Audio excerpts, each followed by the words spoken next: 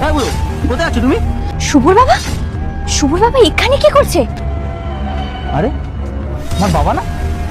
আমার বাবা এখানে কি করছে? একটু শুভকে ডেকে দিন না। শুভকে? শুভ কে হয় তোমার? শুভ আমার ছেলে হয়। ছেলে? মানে তুই বলতে চাইছিস এই বিল্ডিংটার যে মালিক, মানে আমাদের স্যার, স্যার তোর ছেলে?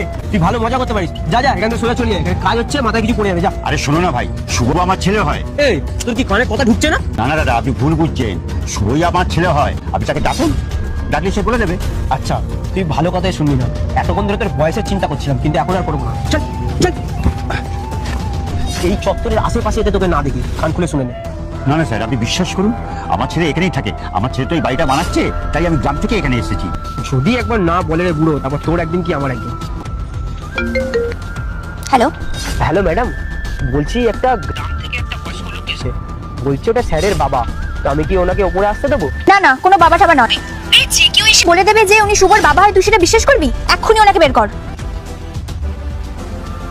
কি বললি তুই? যে তোর ছেলে এই বাড়িতে থাকে, তাই তো? ভিডিওটা শেষ পর্যন্ত দেখুন কি হয়। মা থেকে 5 টাকা বলে 10 টাকা দেয়, আর একটা লড়ি ছেলে 2টা লড়ি দেয়। আর আপনি যদি মাকে ভালোবাসেন, চ্যানেলে একটি লাইক করেন আর একটি সাবস্ক্রাইব করেন, আর কমেন্ট বক্সে লিখে যান আই লাভ ইউ মা। এই বাড়ির যাতে আশেপাশে তোকে না দেখি।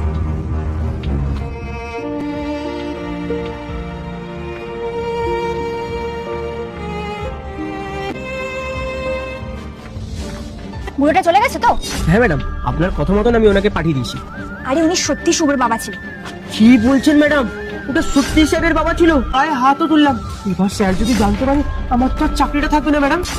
এই দেখ, এটা তোর কাছে রাখ, আর নিজের মুখটা না একদম চুপচাপ বন্ধ রাখবি। বাবা দাঁড়াও, কোথায় যাচ্ছ? বাবু তুই জানিস বাবু, আমি তো বাড়িতে গিয়েছিলাম, তোর গার্ড আমাকে ধাক্কা মেরে তাড়িয়ে দিয়েছে। তোমার চিন্তা নেই, আমি সব দেখেছি। তুমি চলো আমার সাথে, আজকে দেখাচ্ছি মজা। এসো।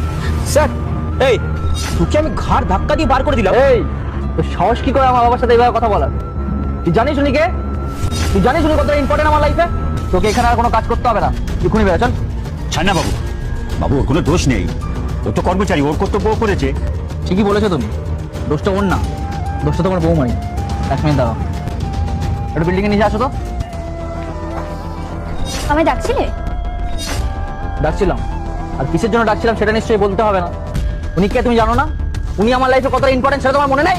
আমি গাড়িতে বসে সব দেখেছি। নিজের স্বামীকে সম্মান করতে পারে না, সে নিজের স্বামীকে ভালোবাসবে কি করে? আজকে তোমাকে ঠিক করতেই হবে। এই বাড়িতে তোমার বাবা থাকবে না আমি থাকবো। বাবা থাকবে, বেরিয়ে। তোমার বাবাকে নিয়ে থাকো, আমি এক্ষুনি চলে যাচ্ছি। না বাবা, এরকম